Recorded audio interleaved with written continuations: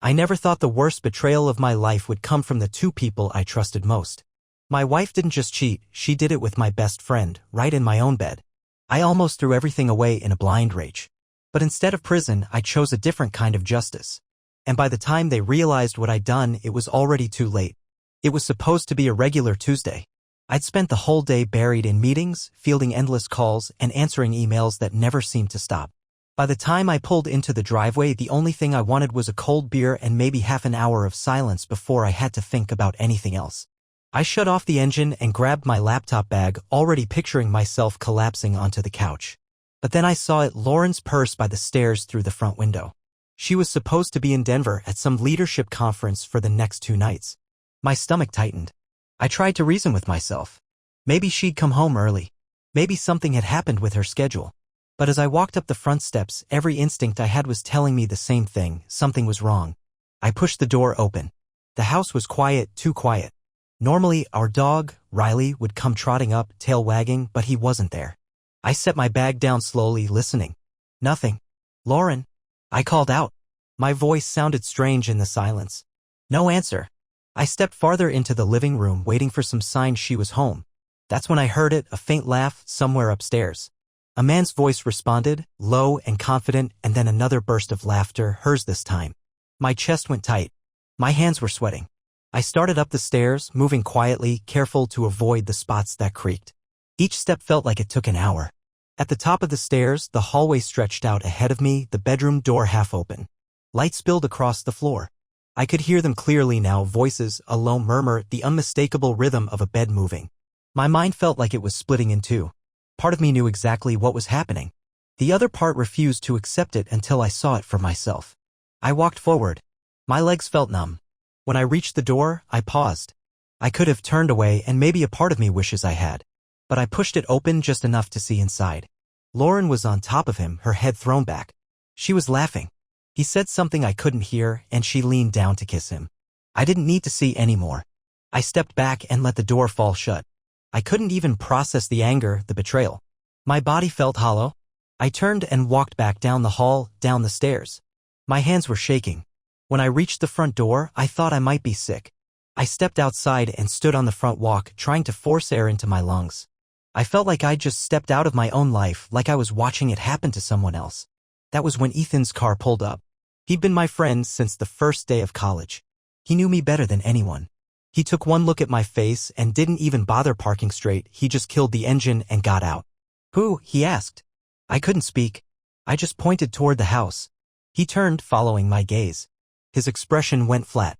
Someone we know? I swallowed hard, my mouth dry. Josh, I said finally.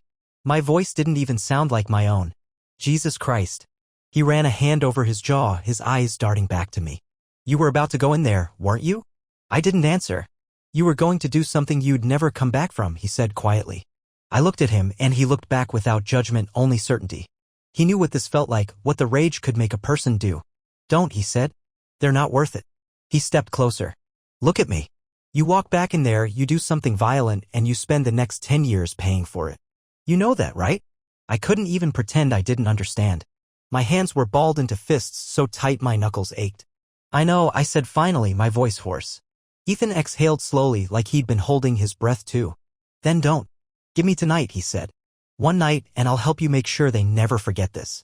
But you have to promise me you won't walk back into that house with rage in your veins. I stared at him, and for the first time in what felt like hours, the numbness started to crack. I could feel everything: humiliation, disgust, fury. But buried under all of it was something colder, something that wasn't about violence. What kind of help? I asked. Ethan's mouth tightened in a way that told me he'd already been thinking about this since the moment he saw my face. The kind that doesn't get you arrested, he said. The kind that buries them in their own mistakes. No threats, no blood. Just the truth and the consequences that come with it. I didn't trust myself to speak. He placed a hand on my shoulder. You deserve better than to let them take your life along with your trust. I looked past him, back at the front door that was still cracked open, like the house itself was daring me to cross the threshold again. But I didn't. I turned back to Ethan. Okay, I said. His eyes hardened. Let's go. We got into his car and drove away without another word. And for the first time since I'd come home, I felt a small flicker of control return. Maybe I couldn't stop what they'd done. But I could decide how the story ended. Ethan drove us across town to his garage. It was a place I'd spent countless weekends helping him fix up old motorcycles and drink cheap beer. That night, though, it felt like something else, a place to plan what came next. He pulled the door shut behind us and flipped on the overhead light. The hum was the only sound for a moment. Then he turned to me, studying my face like he was deciding whether I was ready to hear what he was about to say. "You sure you want to do this?" he asked. I thought about Lauren upstairs with Josh, laughing like I didn't exist. I thought about every lie she told me, every late meeting, every out-of-town seminar. And I knew I was past the point of pretending any of it could be fixed. "I'm sure," I said. Ethan nodded once, then walked over to an old whiteboard leaning against the wall. He picked up a marker and wrote a single word in block letters. "Leverage." He turned back to me. "You want to make them feel it? You don't scream. You don't break things. You collect evidence. You use what they gave you. No threats. No illegal crap that comes back to bite you. Just consequences." I didn't answer right away. My head was still fogged with the kind of anger that makes it hard to think. But what he was saying made sense in a way that my instincts didn't. "Okay," I said finally. "How?" Ethan gestured for me to sit. He pulled over a folding chair and started laying it out in steps like he'd already planned it in his head. Step 1. Documentation. Everything you can get: texts, emails, call logs. You said she was supposed to be in Denver. You have proof she booked a hotel? "I have her travel confirmation," I said. "And the receipt she emailed me when she made the reservation." "Perfect. Save all of it. You need timestamps and dates." I nodded. Step 2. Backups. Don't keep it all on your phone. We'll create a cloud folder, password protected, and back everything up. If your phone disappears, you don't lose what you've gathered. He reached into a drawer and pulled out a small black phone. "This is a prepaid. No contract, no link to your name. Use this for screenshots, calls, anything you don't want traced to your main number." I took it and turned it over in my hand. It felt heavier than it looked. Step 3, Ethan went on, is exposure. But not yet. First, you gather everything. Then you decide where to drop it.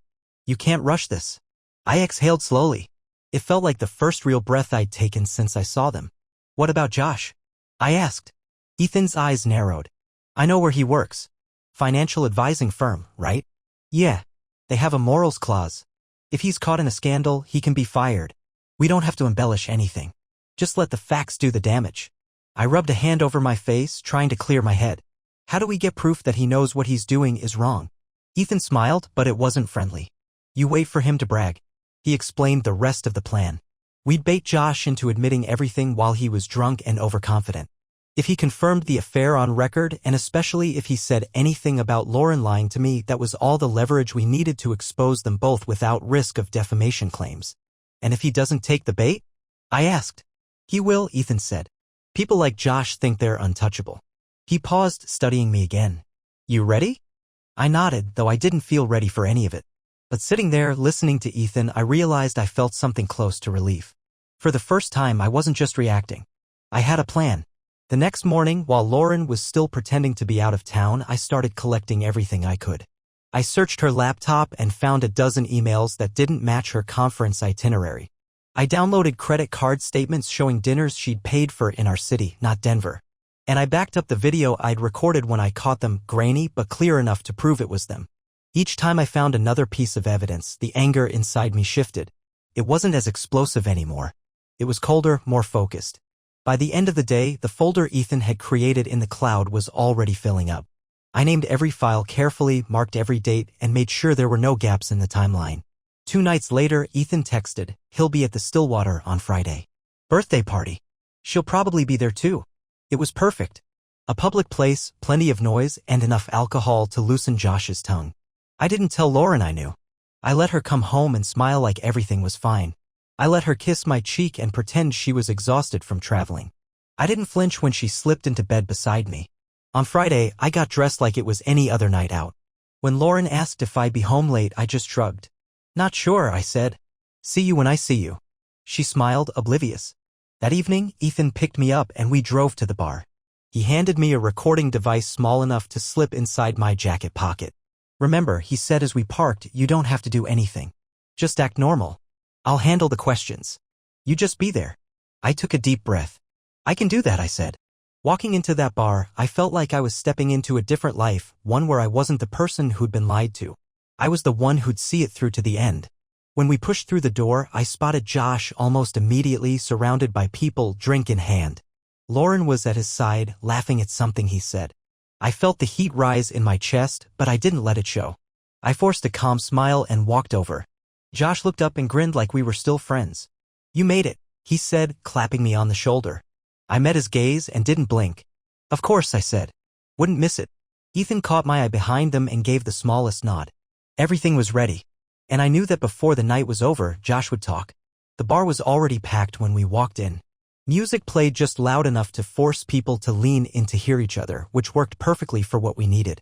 Nobody was paying attention to anyone else, and Josh looked relaxed, like he'd already convinced himself the worst was over.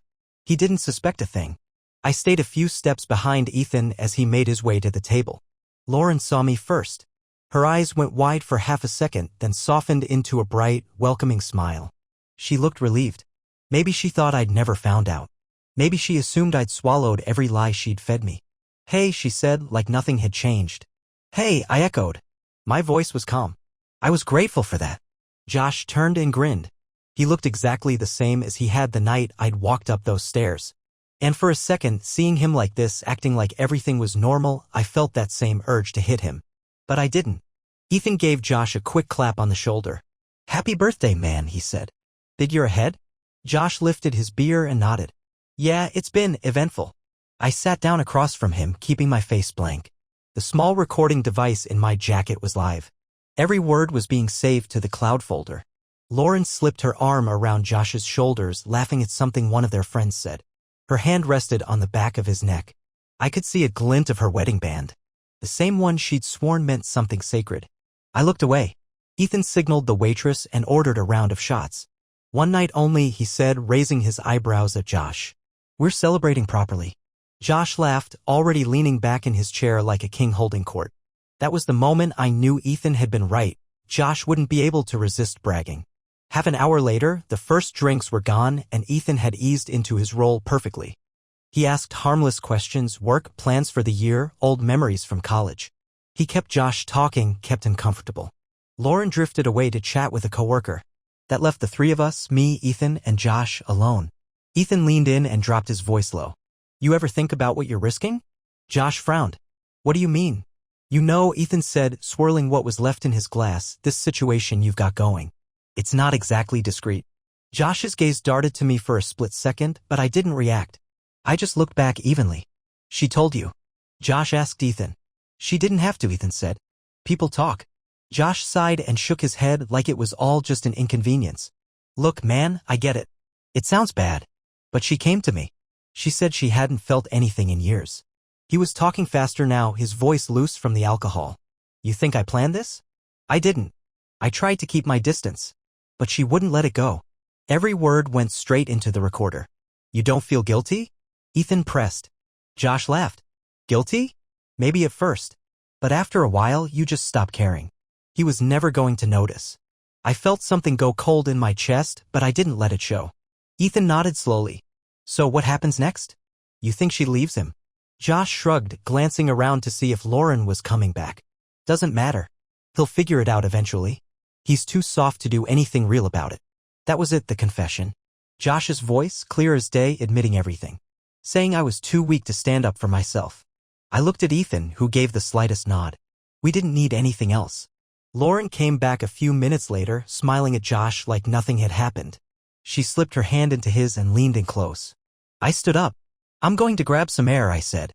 Lauren glanced up at me, her expression open and unbothered. "You okay?" "Perfect," I said. "I'll be right back." Outside, the air was cold against my skin. My heart was hammering, not from panic this time, but from the realization that it was done. We had everything. No matter what they said later, they couldn't deny it. Ethan came out a minute later, phone in hand. He held it up so I could see the screen. The recording had already uploaded to the cloud. "That's your Exhibit A," he said. Proof he knew exactly what he was doing and that he didn't care. I nodded, feeling something close to relief. "You okay?" Ethan asked quietly. I thought about it. About the last week, about how different everything felt now that I wasn't just reacting. "I think I'm better than I've been since I walked into that house," I said. Ethan gave a short laugh. "Good. Because now the real part starts." We didn't go back inside. There was nothing left to say to them. Ethan drove us home, both of us silent, each of us lost in our thoughts. Back at my place, I walked inside alone. Lauren wouldn't be home for hours. I looked around the living room, the framed pictures, the reminders of a life that felt like it belonged to someone else. I sat down and pulled out the burner phone. I replayed the recording once, just to be sure it was real. Josh's voice, clear and smug, he'll figure it out eventually. He's too soft to do anything real about it. I didn't feel soft anymore. I created a new folder and labeled it in bold letters, Leverage, Final. Then I copied the file over, sealed it away where neither of them could touch it. By the time Lauren came home, I was sitting calmly at the kitchen table, sorting through the rest of the evidence. She walked in and smiled, setting down her purse like it was any other night. "Hey," she said, completely unaware of how close her life was to falling apart. "Hey," I said, and this time I meant it when I smiled back. Because soon she'd know exactly how much I'd learned and how much she'd underestimated me. Monday morning, I woke up before sunrise. Lauren was still asleep, her breathing steady beside me. I looked at her for a moment, not out of longing or sadness, but to remind myself I hadn't imagined any of it. This was the same person who'd been slipping out of our home to meet my best friend. I got up quietly and turned on the coffee maker, then sat at the kitchen table with my laptop and the burner phone. My hands didn't shake anymore. There was nothing left to second guess. The first step was Ryan's job. I drafted an anonymous email to the HR director of his firm, Prestige Financial Group. It was short and factual. No insults, no threats, no emotion. Just a clear explanation of who he was and what he'd done. Attached was the audio recording of him bragging about the affair. Alongside it, I included screenshots of texts Lauren had sent him from my house and a timeline showing their meetings during business hours, proof he'd used work time and resources to carry out the affair. At the end, I added a short line. "As a concerned party, I felt you deserved to be aware of this breach of your code of conduct." I read it twice before hitting send. The moment the confirmation appeared, I felt a small weight lift. Next came the second step, social fallout. Ethan had access to our neighborhood's private Facebook group, a place where everyone shared recommendations and gossip. He'd helped me craft a short, carefully worded post. No names, no identifying details, but enough that anyone who knew us would understand exactly who it was about. PSA for anyone trusting their finances or marriage to people in our community, you might want to think twice. Sometimes the ones you trust most are the ones who spend months lying to you. Attached was a blurred photo of Josh's face at the bar, mid-laugh, just enough to plant doubt in anyone who saw it. Ethan posted it from a newly created account. Within an hour, the comments started pouring in. People asking questions, speculating, tagging each other. I didn't look for long, I'd done what I came to do. The final step was the divorce papers. I'd spent the last week working with my attorney. Because of the prenup and the proof of adultery, I had leverage not just over Lauren's reputation but over our finances. My lawyer said it was the cleanest case he'd handled in years. I left the house before Lauren woke up, drove to my attorney's office, and signed everything. When I came home, she was in the kitchen drinking coffee. She looked up, surprised to see me in the middle of the day. "Hey," she said carefully. "You're home early." I didn't answer right away. I placed the thick envelope on the counter between us. Her eyes dropped to it. "What's that?" "Divorce papers." She stared, unblinking. "What are you talking about?" I kept my voice even. "I know everything. The trips that weren't trips. The nights you said you were working late. The recordings. The texts. All of it." Color drained from her face. You recorded me?" "I did." Her hands trembled. "You can't use that." "I can. And I will." She opened her mouth to argue again, but I held up a hand to stop her. "You don't need to explain. You made your choices. Now you can live with them." She looked like she wanted to cry. I didn't care. I turned away, walked upstairs, and started packing a few things. She followed me, her voice cracking. "Please, just wait. We can fix this." "No," I said simply. "We can't." I picked up a box I'd already prepared, filled with the most important pieces of my life, the things I wanted to keep. Everything else could stay behind.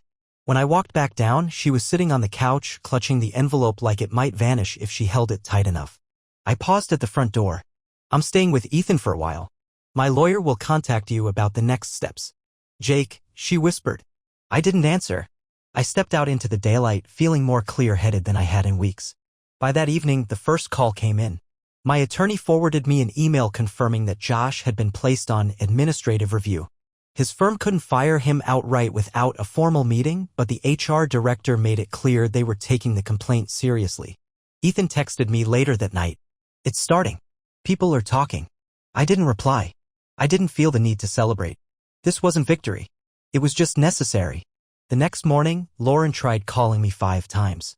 I let each one go to voicemail. She sent a text, a long rambling paragraph about how she'd lost herself and never meant to hurt me. I deleted it without reading the rest.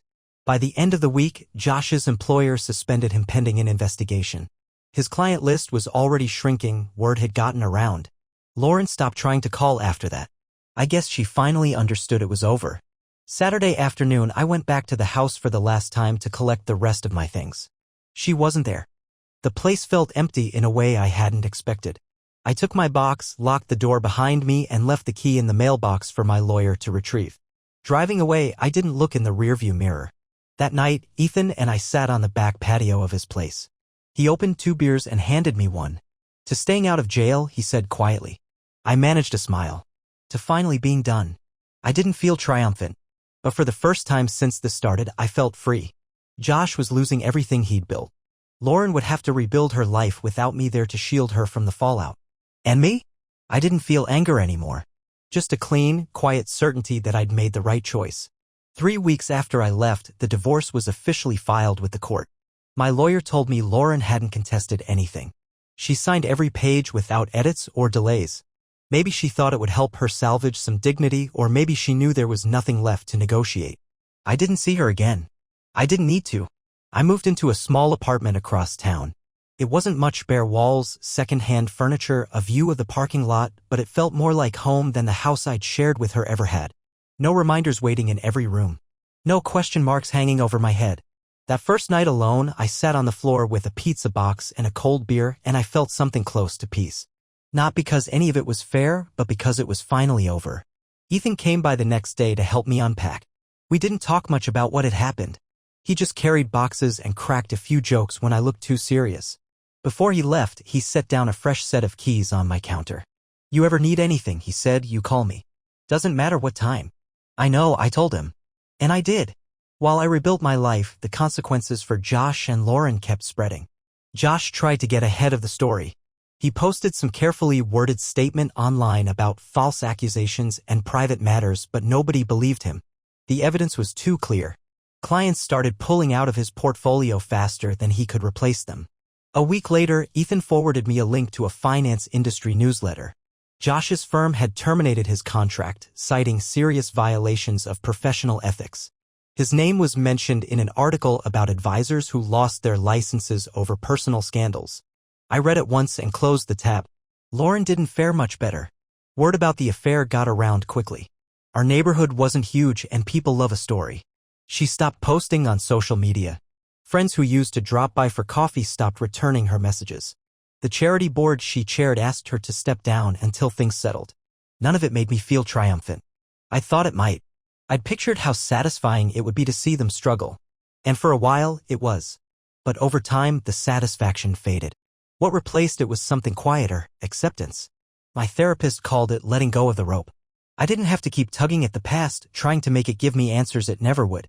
I started running again, something I hadn't done in years. I'd get up early and put in a few miles before the world woke up. It helped me remember that I was still here, still moving forward, no matter what. I also started seeing a counselor once a week. The first session felt strange, like I was telling someone else's story. But after a few appointments, I realized how much I'd needed to say things out loud. To hear myself admit that I'd trusted people who didn't deserve it and that it didn't make me weak. It just made me human. The best part was how ordinary life started to feel again. I didn't wake up wondering where Lauren was. I didn't check my phone for messages that never came. I didn't replay that night at the bar over and over, looking for some clue that should have warned me. One morning, I realized I hadn't thought about either of them in days. It was like the air had finally cleared. Lauren tried to call me once. I let it go to voicemail. Her message was halting, unsure. She said she didn't understand how I could walk away so easily. That she wished I'd given her a chance to explain. I listened to it one time, then deleted it. She'd had her chance to explain. She'd made her choice long before I made mine. A few weeks later, Ethan and I met for lunch. We didn't talk about the past, not in detail. Instead, we talked about where I was going next, whether I'd stay in town or move somewhere new. He raised his glass toward me. To better beginnings, he said. I smiled back. To better everything. As the weeks turned into months, I kept expecting the anger to come back. But it never did. Even when I heard updates, like how Josh had moved back in with his parents, or how Lauren had started over in a smaller house, I didn't feel much of anything. I realized that was the real victory, not the social fallout or the professional ruin. Not even the moment I walked away. The real victory was that they didn't get to keep any part of me. They didn't get to define how my story ended. People sometimes ask if I regret how I handled it. If I wish I'd confronted them face to face instead of orchestrating a quiet collapse. I don't, because in the end, revenge wasn't about rage. It wasn't about making them hurt the way they hurt me. It was about stepping out of the life they'd built on lies and choosing something better. It was about the day I stopped being the person who waited to be respected and started being the one who respected himself enough to leave. That's what I'd tell anyone going through betrayal. You don't owe anyone your silence, but you don't owe them your destruction either. Sometimes the best revenge is no longer needing revenge at all. Sometimes it's just walking away clean, steady, and free.